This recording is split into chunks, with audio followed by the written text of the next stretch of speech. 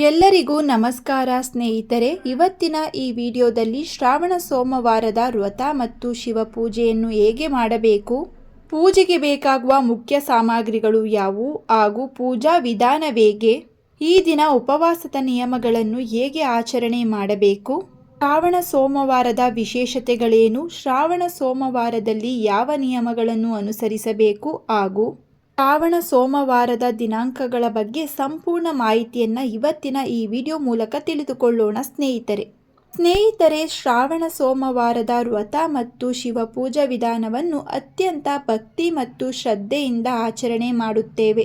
ಶ್ರಾವಣ ಮಾಸದ ಸೋಮವಾರಗಳಂದು ಪರಶಿವನನ್ನು ಆರಾಧಿಸುವುದರಿಂದ ಸಕಲ ಕಷ್ಟಗಳು ನಿವಾರಣೆಯಾಗಿ ಸುಖ ಸಮೃದ್ಧಿ ಲಭಿಸುತ್ತದೆ.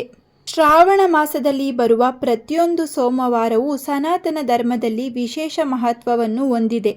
ಹಿಂದೂ ಪಂಚಾಂಗದ ಪ್ರಕಾರ ಈ 5ನೇ ತಿಂಗಳು ಶಿವನಿಗೆ ಸಮರ್ಪಿತವಾಗಿದೆ. ಈ ಮಾಸದಲ್ಲಿ ವಿಧಿವಿಧಾನಗಳ ಪ್ರಕಾರ ಭಗವಾನ್ ಶಂಕರನನ್ನು ಪೂಜಿಸಿದರೆ ಅವನು ತುಂಬ ಸಂತೋಷವಾಗುತ್ತಾನೆ ಮತ್ತು ಎಲ್ಲ ಆಸೆಗಳನ್ನು ಈಡೇರಿಸುತ್ತಾನೆ.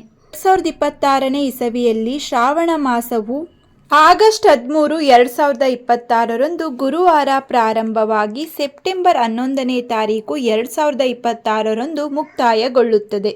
ಈ ಬಾರಿ ಶ್ರಾವಣದಲ್ಲಿ 4 ಸೋಮವಾರಗಳಿವೆ. ಹಾಗಾದರೆ ಶ್ರಾವಣ ಸೋಮವಾರದ ದಿನಾಂಕ, ಪ್ರಾಮುಖ್ಯತೆ ಮತ್ತು ಮಹತ್ವವನ್ನು ತಿಳಿದುಕೊಳ್ಳೋಣ ಸ್ನೇಹಿತರೆ. 2026ರ ಶ್ರಾವಣ ಸೋಮವಾರಗಳ ದಿನಾಂಕಗಳು. ಮೊದಲ ಶ್ರಾವಣ ಸೋಮವಾರವು ಆಗಸ್ಟ್ 17, 2026ರಂದು ಬರುತ್ತದೆ.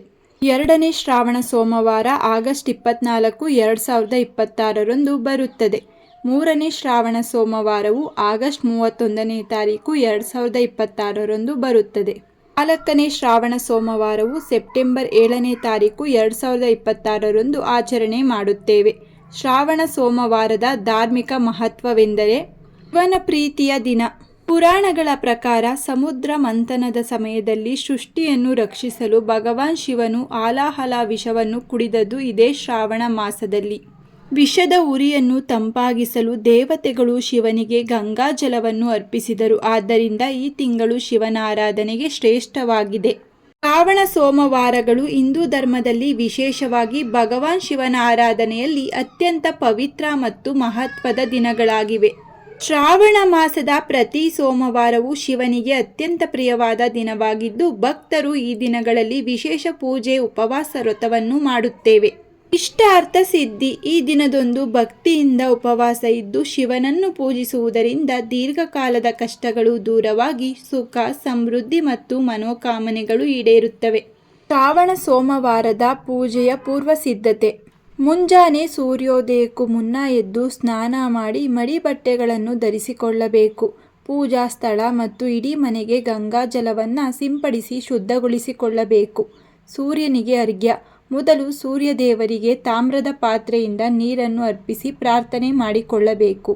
ಪೂಜೆಗೆ ಬೇಕಾದ ಅಗತ್ಯವಾದ ಸಾಮಗ್ರಿಗಳು: ಶಿವಲಿಂಗ ಅಥವಾ ಶಿವ ಪಾರ್ವತಿಯರ ಫೋಟೋ, ಪಂಚಾಮೃತ ಅಭಿಷೇಕ, ಹಾಲು, ಮೊಸರು, ತುಪ್ಪ, ಜೇನುತುಪ್ಪ, ಸಕ್ಕರೆಯನ್ನು ಸೇರಿಸಿದ ಪಂಚಾಮೃತ ಅಭಿಷೇಕ, ಬಿಲ್ವಪತ್ರೆ ಅತ್ಯಂತ ಮುಖ್ಯ, ಧೂಪ, ದೀಪ, ಗಂಧ, ಅಕ್ಷತೆ ಮತ್ತು ವಿಭೂತಿ, ಬಿಳಿ ಬಣ್ಣದ ಹೂಗಳು ಹಾಗೂ ನೈವೇದ್ಯಕ್ಕೆ ಹಣ್ಣು ಅಥವಾ ಸಿಹಿ ಪದಾರ್ಥಗಳು. ಪೂಜೆ ಮಾಡುವ ಸಂಪೂರ್ಣ ವಿಧಾನ. ಸಂಕಲ್ಪ ಮತ್ತು ಸ್ಥಾಪನೆ. ಮನೆಯ ದೇವರ ಮನೆಯಲ್ಲಿ ಶಿವನ ವಿಗ್ರಹ ಅಥವಾ ಶಿವಲಿಂಗವನ್ನು ಈಶಾನ್ಯ ಮೂಲೆಯಲ್ಲಿ ಪೀಠದ ಮೇಲೆ ಸ್ಥಾಪನೆ ಮಾಡಬೇಕು. ಮನಸ್ಸಿನಲ್ಲಿ ಶಿವನನ್ನು ಧ್ಯಾನಿಸುತ್ತಾ ಈ ದಿನದ ಉಪವಾಸ ಮತ್ತು ಪೂಜೆಯನ್ನು ಯಶಸ್ವಿಯಾಗಿ ನೆರವೇರಿಸಲು ಶಕ್ತಿ ನೀಡೆಂದು ಸಂಕಲ್ಪ ಮಾಡಿಕೊಳ್ಳಬೇಕು. ಅಭಿಷೇಕ, ರುದ್ರಾಭಿಷೇಕ. ಶಿವಲಿಂಗಕ್ಕೆ ಮೊದಲು ಶುದ್ಧವಾದ ನೀರನ್ನು ಅರ್ಪಿಸಿ ನಂತರ ಹಾಲು, ಮೊಸರು, ಜೇನುತುಪ್ಪ, ತುಪ್ಪ ಮತ್ತು ಸಕ್ಕರೆಯಿಂದ ಕೂಡಿದ ಪಂಚಾಮೃತ ಅಭಿಷೇಕವನ್ನು ಮಾಡಿ ಕೊನೆಯಲ್ಲಿ ಮತ್ತೊಮ್ಮೆ ಗಂಗಾಜಲ ಅಥವಾ ಶುದ್ಧ ನೀರಿನಿಂದ ಅಭಿಷೇಕವನ್ನು ಮಾಡಿ ಮೃದುವಾದ ಬಟ್ಟೆಯಿಂದ ಒರೆಸಿಕೊಳ್ಳಿ. ಶಿವ ಪಾರ್ವತಿಯರ ಫೋಟೋಗೆ ಪಂಚಾಮೃತ ಅಭಿಷೇಕವನ್ನು ಸಮರ್ಪಣೆ ಮಾಡಲು ಒಂದು ಪುಷ್ಪದಿಂದ ಸಮರ್ಪಣೆ ಮಾಡಿದರೆ ಸಾಕು. ಅಲಂಕಾರ ಮತ್ತು ಅರ್ಚನೆ. ಶಿವಲಿಂಗಕ್ಕೆ ವಿಭೂತಿ ಮತ್ತು ಶ್ರೀಗಂಧದ ತಿಲಕವನ್ನು ಇಡಿ. ಬಿಳಿ ಹೂಗಳು ಹಾಗೂ ಶಿವನಿಗೆ ಅತ್ಯಂತ ಪ್ರಿಯವಾದ ಬಿಲ್ವಪತ್ರೆಗಳನ್ನು ಅರ್ಪಣೆ ಮಾಡಿ. ಬಿಲ್ವಪತ್ರೆಗಳನ್ನು ಅರ್ಪಿಸುವಾಗ ಎಲೆಗಳು ಹರಿದಿರಬಾರದು ಎಂಬುದನ್ನು ಗಮನಿಸಿ. ಪಾರ್ವತಿ ದೇವಿ ಮತ್ತು ನಂದಿಗೂ ಪೂಜೆಯನ್ನು ಸಲ್ಲಿಸಿ. ಮಂತ್ರ ಪಠನೆ ಪೂಜೆಯ ಸಮಯದಲ್ಲಿ ಮಹಾಮೃತ್ಯುಂಜಯ ಅಥವಾ ಪೂಜೆಯ ಸಮಯದಲ್ಲಿ ಮಹಾಮೃತ್ಯುಂಜಯ ಮಂತ್ರ ಅಥವಾ ಓಂ ನಮಃ ಶಿವಾಯ ಎಂಬ ಪಂಚಾಕ್ಷರಿ ಮಂತ್ರವನ್ನು ಕನಿಷ್ಠ 108 ಬಾರಿ ಜಪ ಮಾಡಿ. ಧೂಪ ದೀಪ ಮತ್ತು ನೈವೇದ್ಯ. ಶಿವನಿಗೆ ಧೂಪ ಮತ್ತು ದೀಪವನ್ನು ಹಚ್ಚಿ ಆರತಿಯನ್ನು ಬೆಳಗಿ ಸಿದ್ಧಪಡಿಸಿದ ಪ್ರಸಾದ ಹಣ್ಣುಗಳು, ಪಾಯಸ ಅಥವಾ ಒಣ ಹಣ್ಣುಗಳು ಮತ್ತು ತಾಂಬೂಲವನ್ನು ನೈವೇದ್ಯವಾಗಿ ಸಮರ್ಪಣೆ ಮಾಡಿ. ಉಪವಾಸದ ನಿಯಮ. ದಿನವಿಡೀ ಉಪವಾಸ ವ್ರತ ಆಚರಿಸುವುದು ಶ್ರೇಷ್ಠ. ಸಂಪೂರ್ಣ ಉಪವಾಸ ಸಾಧ್ಯವಾಗದಿದ್ದರೂ ಹಣ್ಣು ಹಾಗೂ ಹಾಲನ್ನು ಸೇವಿಸಬಹುದು. ಫಲಹಾರ ಸಂಜೆ ಶಿವನಿಗೆ ಮತ್ತೊಮ್ಮೆ ಆರತಿ ಮಾಡಿ ಪ್ರಸಾದವನ್ನು ಸ್ವೀಕರಿಸಿ ಉಪವಾಸವನ್ನು ಮುಗಿಸಬಹುದು. ಆರತಿ ನೈವೇದ್ಯ ಎಲ್ಲವೂ ಮುಗಿದ ನಂತರ ವ್ರತಕಥೆ. ಪೂಜೆಯ ನಂತರ ಶ್ರಾವಣ ಸೋಮವಾರದ ವ್ರತಕಥೆಯನ್ನು ಓದಬೇಕು ಅಥವಾ ಕೇಳಬೇಕು. ಉಪವಾಸದ ನಿಯಮಗಳು. ಸೂರ್ಯೋದಯದಿಂದ ಹಿಡಿದು ಸೂರ್ಯಾಸ್ತದವರೆಗೆ ಕಟ್ಟುನಿಟ್ಟಾದ ಉಪವಾಸವನ್ನು ಆಚರಣೆ ಮಾಡಬೇಕು. ಸಂಪೂರ್ಣ ಉಪವಾಸ ಮಾಡಲು ಸಾಧ್ಯವಾಗದವರು, ಹಿರಿಯರು, ಆರೋಗ್ಯ ಪೀಡಿತರು ಹಾಲು, ಹಣ್ಣುಗಳು ಅಥವಾ ಸಾಬುದಾನಿ ಕಿಚಡಿಯಂತಹ ಫಲಹಾರವನ್ನು ಸೇವಿಸಬಹುದು. ಸಾಯಂಕಾಲದ ಶಿವಪೂಜೆ ಮುಗಿದ ನಂತರ ಸಾತ್ವಿಕ ಆಹಾರವನ್ನು ಸೇವಿಸಿ ಉಪವಾಸವನ್ನು ಮುಗಿಸಬಹುದು. ಈ ದಿನ ಮನೆಯಲ್ಲಿ ಸಂಪೂರ್ಣವಾಗಿ ತಾಮಸಿಕ ಆಹಾರ, ಈರುಳ್ಳಿ, ಬೆಳ್ಳುಳ್ಳಿ, ಮಾಂಸಾಹಾರ ನಿಷೇಧವಾಗಿರುತ್ತದೆ. ಶ್ರಾವಣ ಸೋಮವಾರದಂದು ಶಿವನನ್ನು ಪೂಜಿಸುವುದರಿಂದ, ಉಪವಾಸ ವ್ರತವನ್ನು ಮಾಡುವುದರಿಂದ ಆ ವ್ಯಕ್ತಿಯ ಎಲ್ಲ ಇಷ್ಟಾರ್ಥಗಳು ಈಡೇರುತ್ತವೆ ಹಾಗೂ ಶ್ರಾವಣ ಸೋಮವಾರದ ವ್ರತದಿಂದ ಶಿವನು ವ್ಯಕ್ತಿಯ ಕಷ್ಟಗಳನ್ನು ದೂರ ಮಾಡಿ ಆತನಿಗೆ ಸಕಲ ಸುಖಗಳನ್ನು ವರವಾಗಿ ನೀಡುತ್ತಾನೆ. ಶಿವಪುರಾಣದಲ್ಲಿ ಶಿವನಿಗೆ ಅಭಿಷೇಕ ಮಾಡುವುದರಿಂದ ಆಗುವ ಫಲವನ್ನು ಹೇಳಲಾಗಿದೆ. ಶಿವನಿಗೆ ಯಾವ ಯಾವ ವಸ್ತುಗಳಿಂದ ಅಭಿಷೇಕ ಮಾಡುವುದರಿಂದ ಏನು ಪ್ರಯೋಜನ ಎನ್ನುವುದನ್ನು ಕೂಡ ಹೇಳಲಾಗಿದೆ. ಉದಾಹರಣೆಗೆ ಜಲಾಭಿಷೇಕದಿಂದ ದುಃಖನಾಶ, ಕಬ್ಬಿನ ರಸದಿಂದ ಧನಲಾಭ, ಜೇನುತುಪ್ಪದಿಂದ ಅಖಂಡ ಸುಖ, ಹಸಿ ಹಾಲಿನಿಂದ ಪುತ್ರ ಸುಖ, ಸಾಸಿವೆ ಎಣ್ಣೆಯಿಂದ ಶತ್ರುನಾಶ. ಹೀಗೆ ತುಪ್ಪ ಸಮರ್ಪಣೆಯಿಂದ ನಮ್ಮೆಲ್ಲ ಆಸೆಗಳು ಈಡೇರುತ್ತವೆ. 2026ರ ಶ್ರಾವಣ ಮಾಸದ ಪ್ರಮುಖ ಹಬ್ಬಗಳು ಮತ್ತು ದಿನಾಂಕಗಳು. ಈ ವರ್ಷದ ಶ್ರಾವಣ ಮಾಸದಲ್ಲಿ ಬರುವ ಪ್ರಮುಖ ವ್ರತ ಮತ್ತು ಹಬ್ಬಗಳು ಯಾವುವು ಎಂದರೆ, ಆಗಸ್ಟ್ 13ನೇ ತಾರೀಕು ಗುರುವಾರ ಶ್ರಾವಣ ಮಾಸ ಆರಂಭವಾಗುತ್ತದೆ. ಆಗಸ್ಟ್ 17ನೇ ತಾರೀಕು ಸೋಮವಾರ ಶ್ರಾವಣ ಮಾಸದ ಮೊದಲ ಸೋಮವಾರದ ವ್ರತ ಹಾಗೂ ನಾಗರ ಪಂಚಮಿ ಹಬ್ಬವನ್ನು ಆಚರಣೆ ಮಾಡುತ್ತೇವೆ. ಆಗಸ್ಟ್ 23ನೇ ತಾರೀಕು ಭಾನುವಾರ ಶ್ರವಣಪುತ್ರದ ಏಕಾದಶಿಯನ್ನು ಆಚರಣೆ ಮಾಡುತ್ತೇವೆ. ಆಗಸ್ಟ್ 24ನೇ ತಾರೀಕು ಸೋಮವಾರ ಶ್ರಾವಣ ಮಾಸದ 2ನೇ ಸೋಮವಾರ.